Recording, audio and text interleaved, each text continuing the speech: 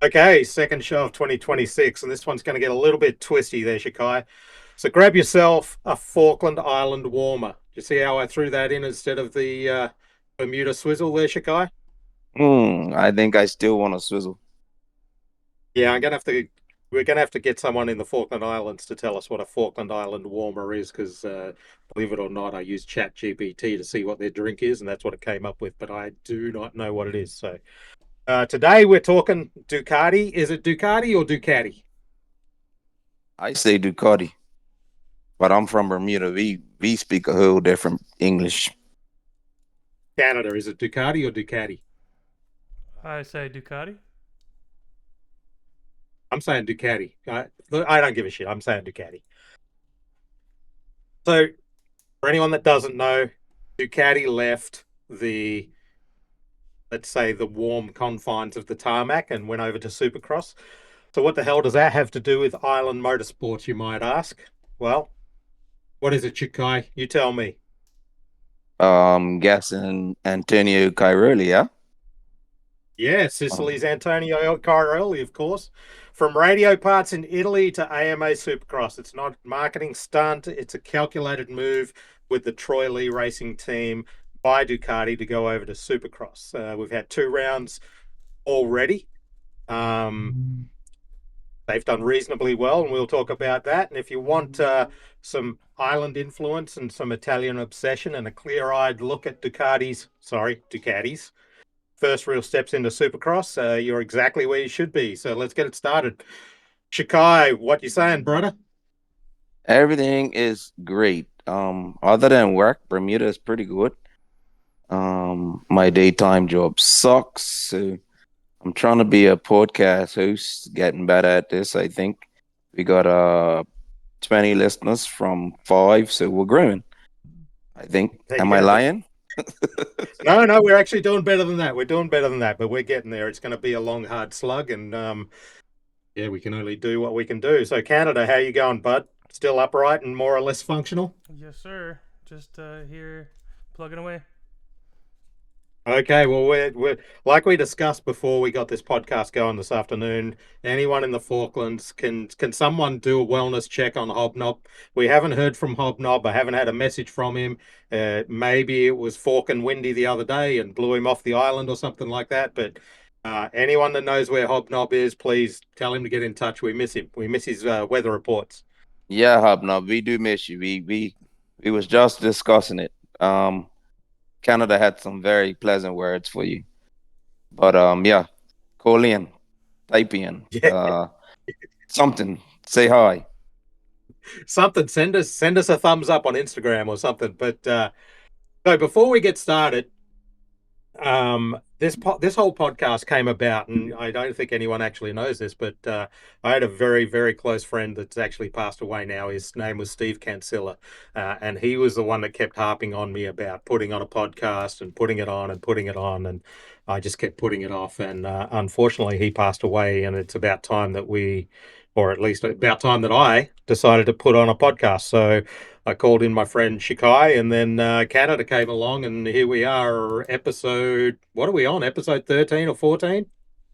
Something like I stopped counting.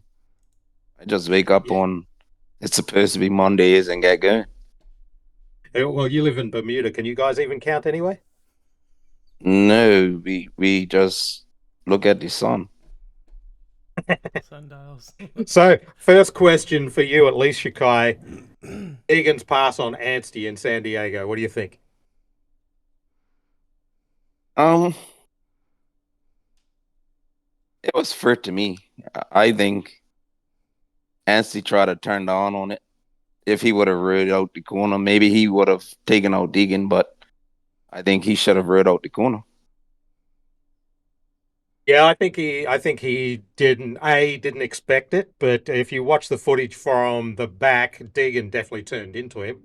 I mean, I don't think he intentionally took him out, but he definitely turned that way. I mean, it was a left-hand turn, and he turned right before he turned left. So, I mean, I think he definitely intended to make it tight, taking him down. I'm not sure that he meant to do that, but the one thing that I did take away from that, and this is a quote from Deegan himself, is they're booing the guy that's winning, and I don't think people are booing the guy that's winning. I think they're booing the guy that they genuinely think is a shitful human being. Yeah, that was some things he does is uncalled for, but that's just his nature. Um, the nature of the beast. We're not all great people, so in all honesty, that's a Shakaiista move. Yeah, and I don't doubt that. I I mean, can't say it. I can't say the F word, but F bomb it. Like, so be it. Then I don't have to worry about racing them. yeah, I get that. I mean, I've definitely done some bad moves that I intentionally did while I was in my racing career. But when you make it, that's the sole thing that you're about. And I mean, his dad's not a great person, so I'm not getting into it with the Deegans. One thing that one of the Hall of Famers said to me was, they're just the Kardashians of motocross. So I'm just going to stick with that. But I don't think it was a entirely bad move. Was it called for? No. Was it douchey? Yes. But I also at the same time do not think that he 100% intentionally took Anstie down. I think Anstie's, he's 32 now, so he's going to look at it as, well, um, I need to race him a little bit differently, and I hope he does. So, it's the same as NASCAR when you could find out how some of those NASCAR drivers drive, and the other guys work out. Well, that's how you got to race around them. So it's the same as a Vince Freezy. You got to, if you're racing Vince Freezy, you got to work out that he's going to It's gonna zig and take you zag out. all over the Yeah, track. Yeah, yeah, yep. it's So definitely gonna take you out. yeah, for sure, or at least try. So it is what it is. But let's move on to the Ducati and Supercross. So to me, it sounds wrong at first that Ducati's in Supercross and that they're commentating on it. But, when I think Ducati, I think espresso machines, red fairings, tarmac, road racing, no ruts, no rhythm sections. And that's kind of where Ducati has gone. They've kind of turned everything on its head and committing to not only MXGP, where they've been running already, but AMA Supercross. So your thoughts on Ducati coming into AMA Supercross already? So my thoughts on it is just looking at the results with Justin Bosch out hurt. They're running in the top 10 with not the bike's not proven for Supercross yet, but if you're competing in the top 10 with that field that's out there right now, the bike's saying something. It's a lot of potential in it. So I think it was a good move for them. And the two riders that they picked, it was a good move as well. They picked two competitive guys that could potentially be top five guys. So yeah, I think it was a step in the right direction for them. I actually like the bike Yeah, as well. yeah. The bike actually looks very impressive, and even though Canada, goes on about that, I hate Ducati. Um, they do some things extremely right. I mean, Canada, I'm sure he could tell you all about the red bolt and go on about all the nightmares he's had about the red bolt, but I don't know the insides of that engine. I'm probably never going to see the insides of even a stock engine from them, but they've obviously done a reasonably good job. And with the valve system that they have, they can rev higher and longer than pretty much every other bike out there.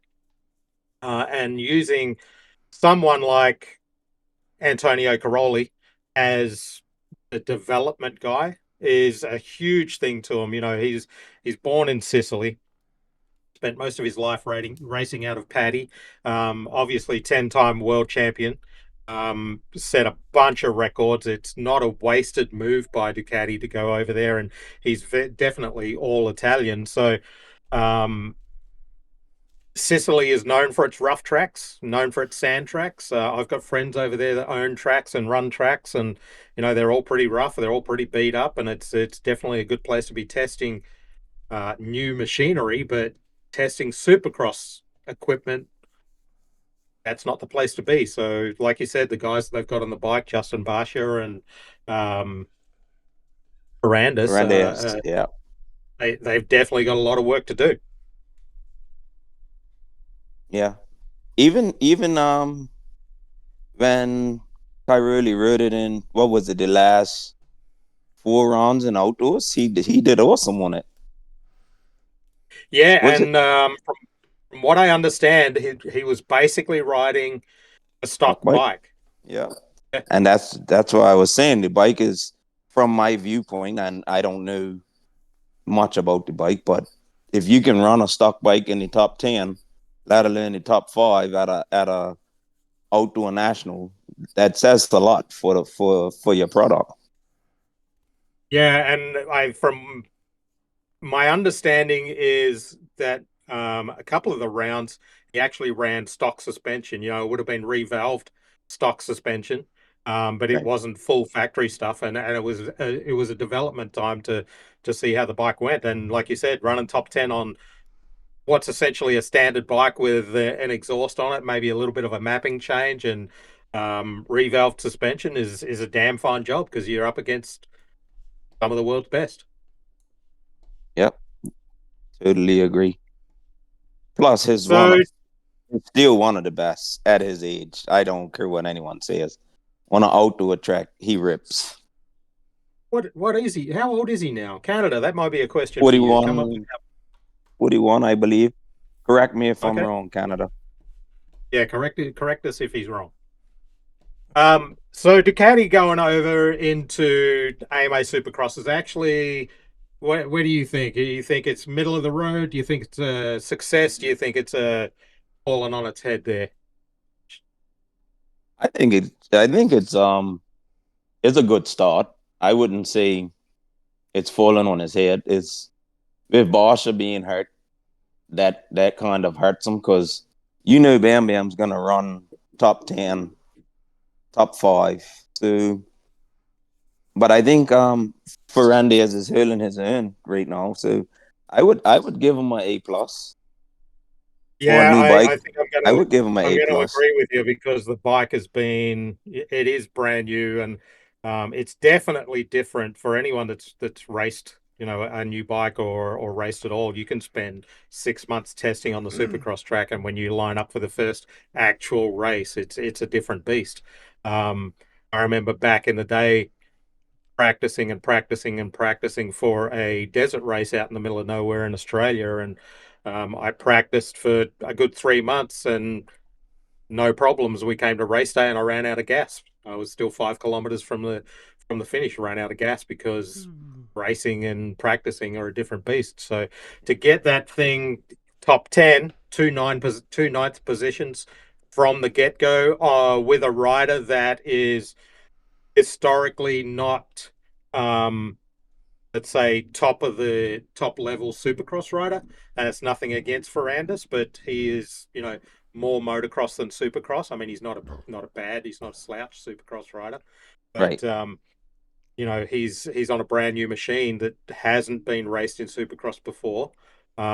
Two ninth place finishes is a damn fine job.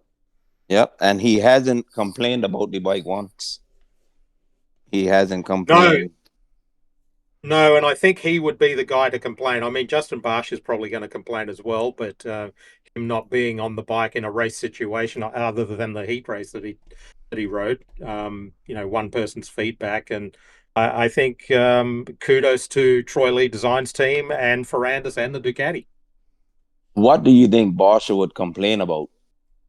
I don't see him complaining because he can rev the crap out of the bike. Um, I Suspension don't looks think it would be fine. massive complaints. I think it might be just little niggling things that they hadn't picked up on in practice. Like Right. you're out there running practice and you run your practice laps for Supercross. I've been to all those Supercross tracks and the training grounds, and if it's a 50-second Supercross training track, that they pretty much run 50 seconds on the dot day after day after day. And then when you go to Anaheim, you're all of a sudden forced to run 47 or 48 seconds if you were on the same track. You've got to step it up. So I think the complaints would be not necessarily complaints, but oh, this thing isn't operating how I thought it would operate in this condition, kind of deal. Right. So we need to change this more upgrades than complaints. So Yeah, it's yeah, like kind of positive feedback. like Prado had with the Kawasaki. Sometimes you can fix some feedback. I remember back in the day, I think it was Jeff Emmig's bike. They were polishing when they first came out with the aluminum frames on the Kawasaki's, and they were polishing different sections of the frame to see if they Mm-hmm. could get it to flex in different places. So with that bike, I think you would be down that kind of path as well, especially coming off a bike that they both know very well. Like Right. Brandis was on the Honda Mm-hmm. and um Barsha was on the gas, so they would have got to Gas. know Yep. those bikes in race situation very, very well. And now you put onto something that's very different. Um, the engine in the Ducati, because it has the valve system that it does, it'll rev a lot higher. So I think that's going to suit Barsha. How that Yep. does with Brandis, I don't know. Right. No, I agree. I totally agree. So, I mean, for me, I'm probably going to put my head out and say that Ferrandis is where I would have expected Barsha to be, and where I think the team would be happy to have Barsha. If Barsha was in the top 10 and Ferrandis was, you know, let's say 10th through 14th, I think that would be winning for him. But have Ferrandis in the top 10 and not have Barsha available, I think that's an amazing job for the whole Troy Lee team. Yeah, I agree. I I don't I kind of put Fernandez as a top 10 Supercross guy. NHL schedule. Just I just think that he hasn't had the support that he needs. I believe, like his since 250s has just been kind of there. If you get what I'm saying. Yeah, kind of there or hurt. The Yeah. only way I would say 10th through 14th is because the bike's not fully developed yet. Okay. So I was Okay. I, thinking, I could agree with you there. I would put Ferrandis top 10, like you're saying, if he was on his well-known to him, tried and tested Honda. But Right. being on the new piece of machinery, I would go, okay, he's probably going to slip a couple of positions. But to have him in ninth at the first couple of rounds, I think that's an amazing job. The thing that's probably going to be the catalyst or the thing that tells you exactly what's going on is when they get to a track like Atlanta Yep. or even Daytona, where the ground's not Southern California, where they've been testing. Yep. Totally Because agree. those test tracks out in Corona, the ground's going to be very similar to a dry Anaheim 1, Anaheim 2, or San Diego. Very slick, hard pack. So when they get over to East Coast. Georgia, when they get to Yep. those tracks, it's very different. That's probably going to force the bike to look a lot different. I'm not going to say worse, but a lot different than it is over here. Well, let's say I say for the sake, um, that it surprises us. It surprised us so far. So, but like you said, they've been testing in those conditions. So I can tell you that they ain't gonna be testing for Daytona, or maybe they will. But Daytona's a Yeah, different beast. Yeah, they'll probably get over to test a Daytona-like track over there somewhere. I'm thinking that if I was Ducati and Troy Lee, I would have Caroli come over for testing for Daytona because it's more motocrossish than anything. Mm-hmm. It's going to be sand. They have access to sand tracks and sand style supercross tracks over there with the Baker facility and the other facilities that they can, pay to show up and ride. Right. And obviously, what's that? I'm saying they wouldn't have access, but they would because someone's gonna have Daytona built somewhere in Yep, Florida. yep. So they will. They will. Like you said, the Baker Yeah, factory. There's a few different tracks in Florida that do exactly what we're talking about. Yeah, exactly. And someone will build it. They've built it many times before, but Yeah, I would say to have a Caroli has obviously done an amazing job, and it's not just him. There's other people involved and other people riding it, but they've obviously done an amazing job to get the bike to where it is in the first place, and then to have it run top 10 in Supercross. The Troy Lee team's obviously done a great job. So I think the team would be remiss if they didn't plan to go to Daytona and set up a Daytona style track before the event and then run the crap out of it, have Caroli there for some input. And then, that would be a true test of the bike. I'm going to say Atlanta and Daytona are going to be a true test of the bike. who's to say they haven't already did it or they aren't doing what we're saying now? Yeah, I mean, we're only shooting the shit right now. Where I'm just Yeah, some dude in California and you're some dude in Bermuda. We don't know shit. They could be doing that right as we speak. definitely. If you think about it, the professionals, so they test all the time. Why wouldn't they test for Daytona? And they're not just gonna Yeah. show up and be like, "Hey, let's race in the sand."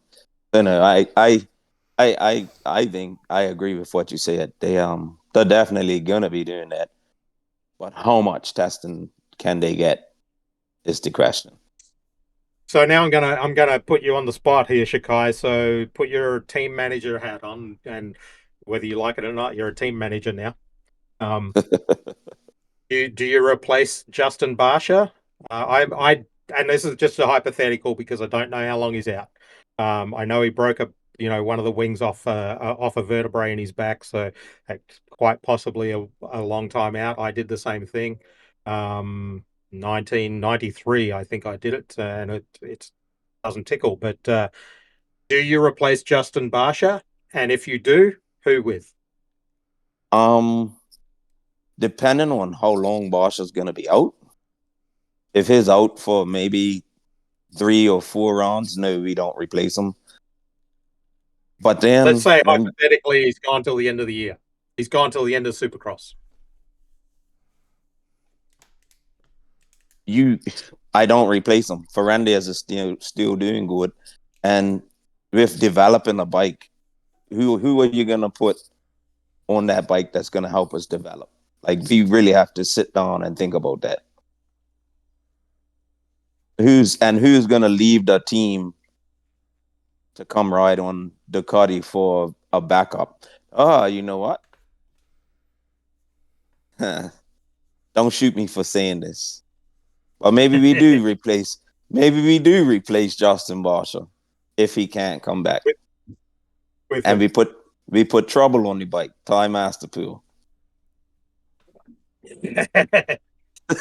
Yeah.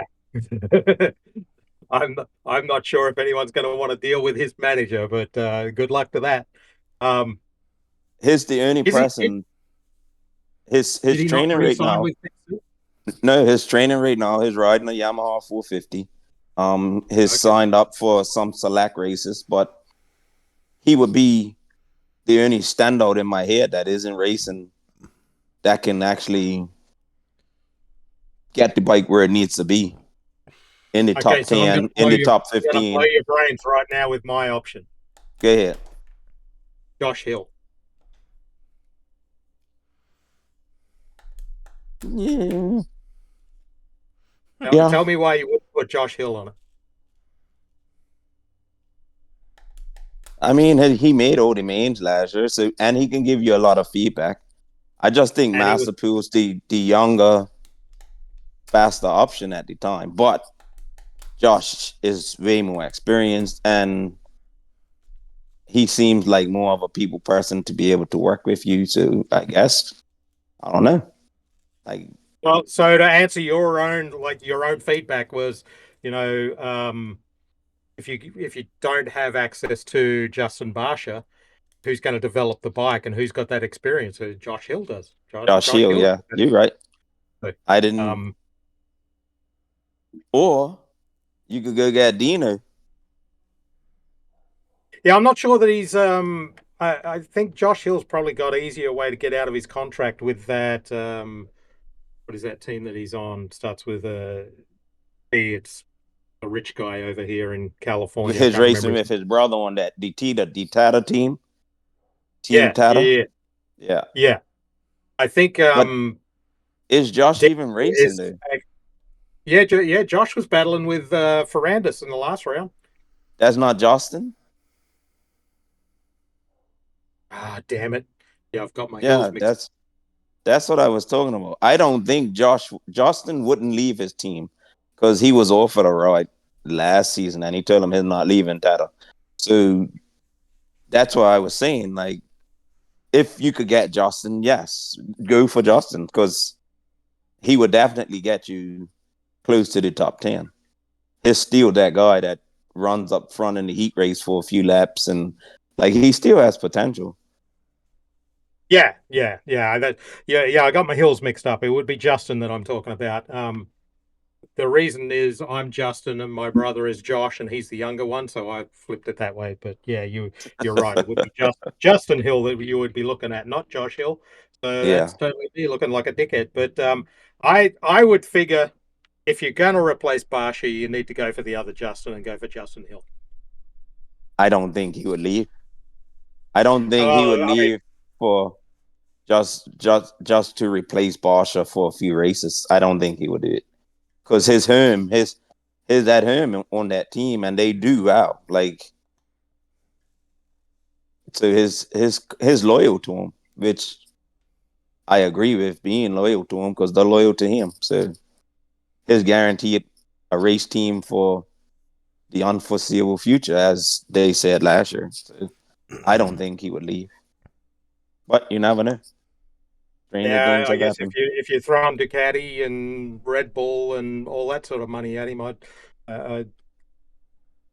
motocross is a fickle sport. You got to take the money where you can get it. So, I mean, that would be my go for it. I would go for someone like Justin Hill just to get the feedback. But again, I did do some research on Justin Barsha and when he's expected back, and all I see is no fixed timeline. So they don't know anything at all. At least it's been um, kind of put out there to us general public shit talkers. There's no information. So you go with Justin and I stick with Ty. All right, you can stick with Ty as we'll see how the managers battle that one out because I know there's a manager that they want to deal with and there's one that they don't want to deal with. So, um, yeah, early championship context for Ferrandis. I mean, he's dropped down to 11th in points, but only because it's 2 rounds and he's finished ninth in both rounds. But with all the swapping around that's going on around that area, it actually sits him in 11th. But I think he's only a couple of points out of 10th, so not doing too bad at all. And he's definitely not just circulating for data. He's definitely pushing and fighting fighting the good fight. He's lost some positions over the last two weekends, and he's caught up a lot of positions. So I think the engine and the bike itself are doing an amazing job. The Desmodronic valve system is it's got no springs or anything in it. So that's one of the things that allows that bike to rev the way that Barsha wants bikes to rev. It's not going to valve bounce like the Hondas and everything else that he's ridden. So I think that engine's going to go really well towards him. But I would like to see him come back and do some supercrosses, especially on the East Coast, maybe Northeast, where he knows the ground and has rested up and got a little bit of time. I hope he gets back. I'm not a big fan, but I do hope he gets back on that bike to see what he can do. Yeah, I agree with you. I'm not a big fan of Barsha, but I do enjoy watching him race. Um, so yeah, I'm a Malcolm Stewart fan, by the way. Yeah, I think everyone in Bermuda is, but No, no, no, no, no. Bermuda is very diverse. We do Cooper Webb, Tomac, Roxon is very few that pick Malcolm first. I pick Malcolm first. Everyone cheers for Malcolm, obviously. They want to see him do good, but um everyone in Bermuda's all over the place, to be honest. It's more Tomac and Webb and a little bit of Saxton, but a lot of Roxton fans there. Believe it or not, this is a tie-in all the way back to Bermuda. So the first time I ever saw Barsha ride live, he was on I want to say he was on that CRF 150, Mm-hmm. I think. Or he might have just been on an 85, but it was at a race that I went to in North Carolina with Jai, Okay. Jai Mitchell and his dad, and we were there, and I stepped up to the side of the track and watched Barsha qualify for Loretta's. It might have been only 150. Yeah, It might I have been think he only was 150. like first or second year they were available, but the thing that's a little bit upsetting is if anyone sees a picture of my bike. Obviously, they don't see my bike anymore because it's collecting dust in one of the many sheds that we have laying around. But um, they see a picture with the 51 on there, and they say, "Oh, you got Justin Barsha's number," and I got to swear at him and drop a couple of f bombs. Dude, I've had that Justin number. got your number.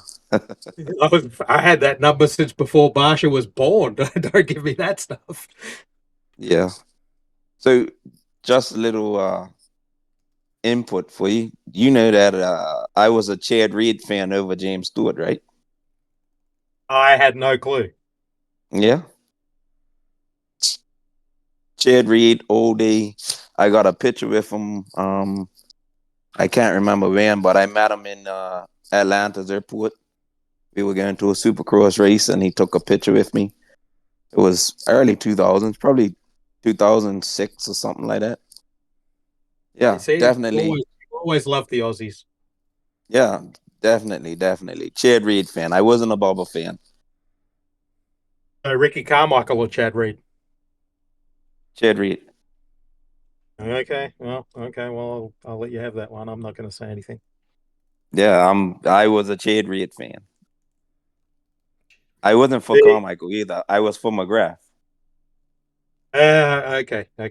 The one thing that I was really disappointed in, you remember the Chad Reed crash at Steel City when he was leading the Yeah, championship on the the Honda.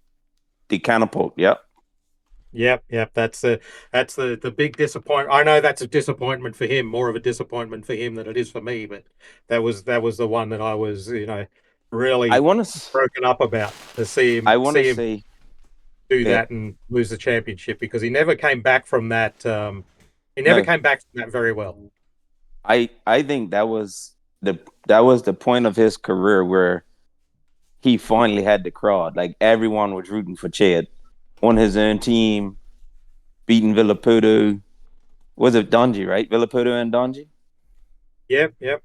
Beating Villaputo and Donji, like he was doing it. And he had the backing of everyone. And I was like, whoa, Chad's really doing it outdoors. And then that crash, I mean, it would have devastated any one of us. So I think he recovered pretty good to actually get back on the bike, fix his handles, and go back racing. Anyone But else would have went to the trailer. for Yeah. the rest of the year, he didn't recover from that crash. So, I think that one was a big hit to his um, confidence, and for the rest, like right up till then, he was the man. And then he Yeah. had that incident, and he never came back from that as the same rider that he was prior to that incident. Just looking at that 12 months, you know what I mean? He was like it I was agree. always going to be okay. Chad Reed's going to win this race, but when he came back after that catapult through the air, which let's face it, it was a big deal. Yeah, it He could have was. very well not survived that crash. Yep. Luckily, he landed how he did, but you know, the next months of finish out the rest of the year, he wasn't the same rider. Yeah, I agree. I agree. That was a Oh, life changing incident. yeah, yep.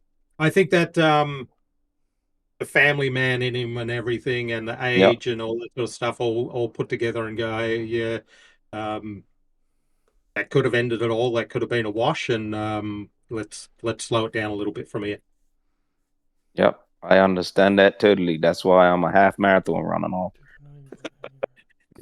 I'm not even that. My knee, I tried to run up the hill the other day and my kneecap tried to fly off. So I'm like, just back it down, just be as old as you are and do what you got to do. So getting back to the island talk part of this whole thing, the Ducati obviously didn't come into Supercross to win Anaheim. That wasn't their expectation, but they didn't come to ride around the back of it either. They came to learn, and I think they're learning. I think they're showing that they're learning a lot faster than everyone else. You know, one of the things that I would compare them to is Kawasaki has been developing a motocross bike for forever and ever and ever, and whether you like it or not, whether people like it or not, Prado knows how to ride. He knows what he's doing. So for him to have those problems last year on that bike, and I know he spent, the majority of his time on a gas, which is just a red KTM, and then won the world championships on KTMs. For him to have all those problems with that Kawasaki, it's not just him.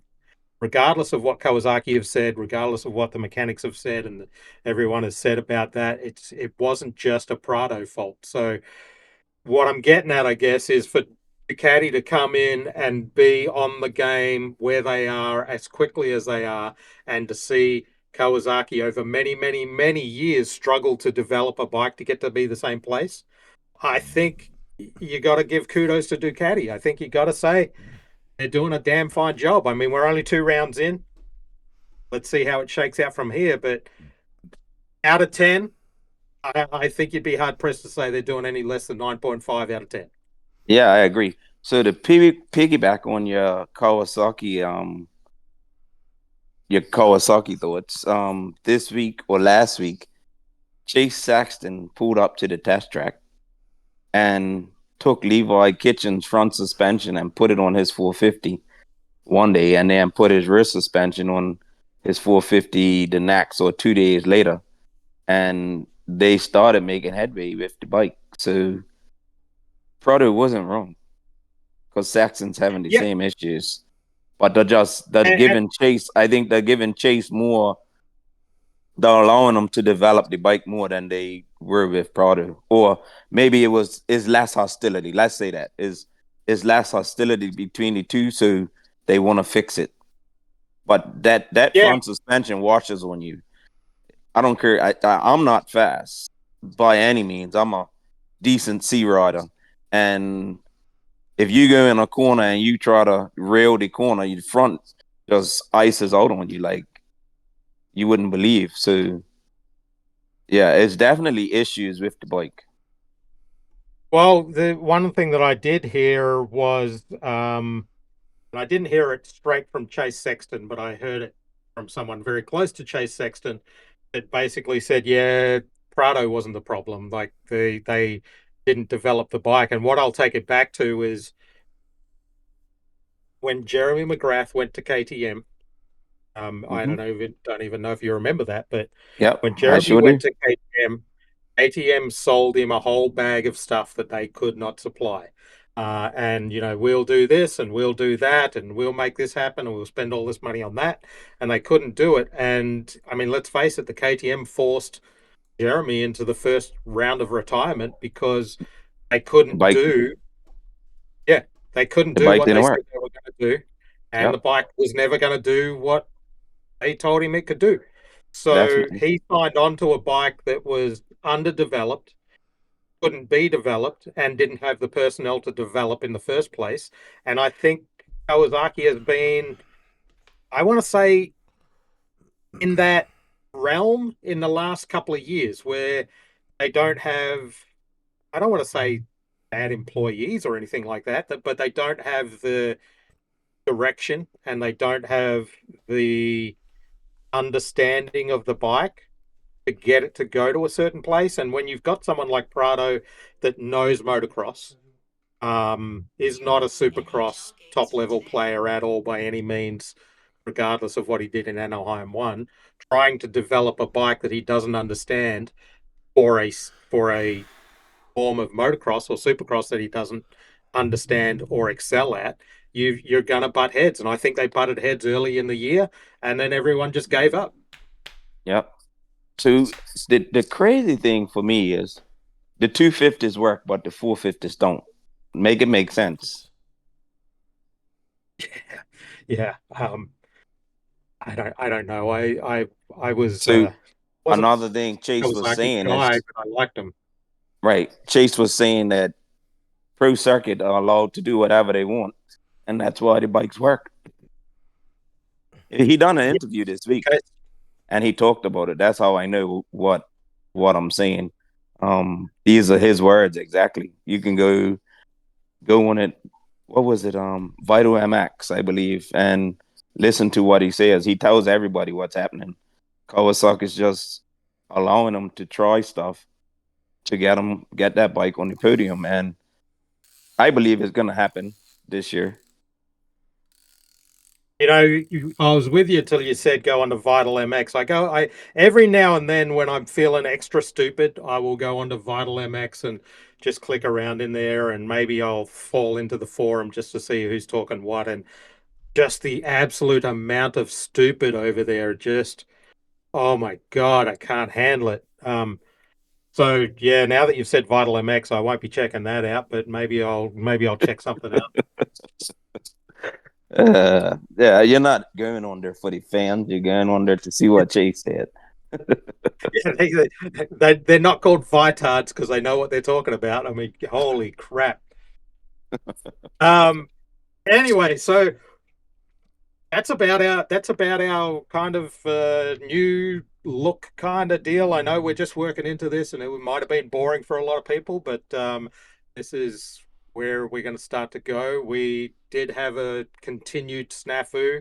For anyone that's looking at our Instagram, I let everyone know that we've had technical difficulties Monday night. We've had technical difficulties last night, and believe it or not, we had technical difficulties tonight. We could blame Canada, and probably should blame Canada, but I don't think it's going to entirely fall on him because let's face it, neither Shakai or I know what the hell we're doing. I The don't only know one what that knows. Justin's talking about, but I'm a pro. Canada is your fault. Dude, you were texting me to ask you to work out how to turn your PC on this afternoon, so I don't No, it want to was hear my this. headphones. It was my headphones, not my PC. Oh, I had my yeah, 6-year-old daughter turn on my PC. Not a there you go. PC, it's a laptop. The guy at the shop told me it's not a PC, it's a laptop.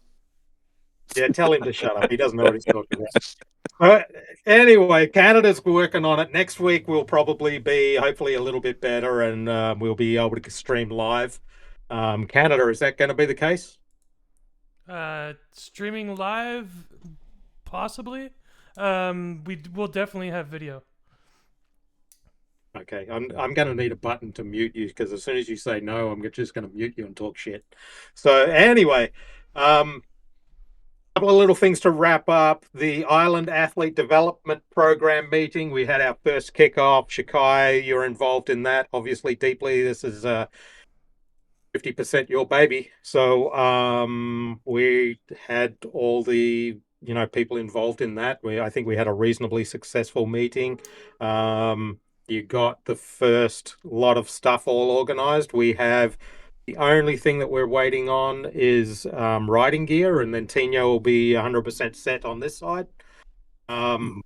Anything else wrapping up? We do have Buy Me a Coffee. Yeah, when you watch it on YouTube, the link will be in there. The link is in our bio everywhere else. Again, that's not actually buying me a coffee. It's not buying a swizzle for Shakai, and it's not buying a Molson for Canada. That is actually supporting the athlete development program. Anything that goes into there goes straight towards developing the athletes. I haven't spoken to you about it yet, Shakai, but we've had a whole bunch of people from other islands reach out about who's going to be the next rider. I was in a long conversation with, I won't tell anyone yet, but I was in a long conversation with one of the heads of one of the islands that is basically said, how do we get in on this thing and how do we get a rider and what do we need to do? So hopefully this is going to turn into something that we can do long term, and that's the plan of it. The GoFundMe for the Island Athlete Development Program is still being worked on. Believe it or not, Shakai's got a shitty day job. I've got a shitty day job that we have to do to pay the bills. So we're working on that. If you want to interact with us right now, still the best way is at island.torque on Instagram. You can get me directly at Justin_Maley on Instagram. The big ticket item, Shakai, I'm not sure if you've had a chance to go through it yet, but we have the website is being built out now, hoping that the website will hit the same time that Canada can sort his shit out. No, I haven't checked out the website yet. My shitty day job, which is literally shitty, I'm a plumber, has had me Ew. cracking. So I gotta find some time to do some fun stuff with Justin sometime soon. Yeah, yeah. I'm not having any fun. This website thing's stressing me out, but it is what it is. But we're working on all that sort of stuff. But we're hoping all these things will kind of hit together. The GoFundMe, the live option on the stream, and the website. Everything will come up together. And when the website goes live, we'll share with everyone where you can find the podcast on that. But there's a bigger picture to that whole thing, and we'll meter that out. We're starting to have committee members hit me up about how do we help out for this thing and how do we get involved in that thing. Right now, the big ticket item for me and Chikai is the athlete development program and getting through that. For right now, what we understand is Tino will be riding the amateur day at the Parla AMA National, which is the day before. So he'll be Yep. flying his happy ass all the way over to San Diego, getting in a nice little car and driven up to the track like a factory rider, and his bike and all his gear and everything will be there like just like a factory rider, and he'll be factory rider for a day, meet some heroes, watch some AMA racing, and then he'll fly home. Yep, it's all about having a good time. Yeah, that's what we can't stress enough of. It's fun. Motocross is by far any amateur level too professional now.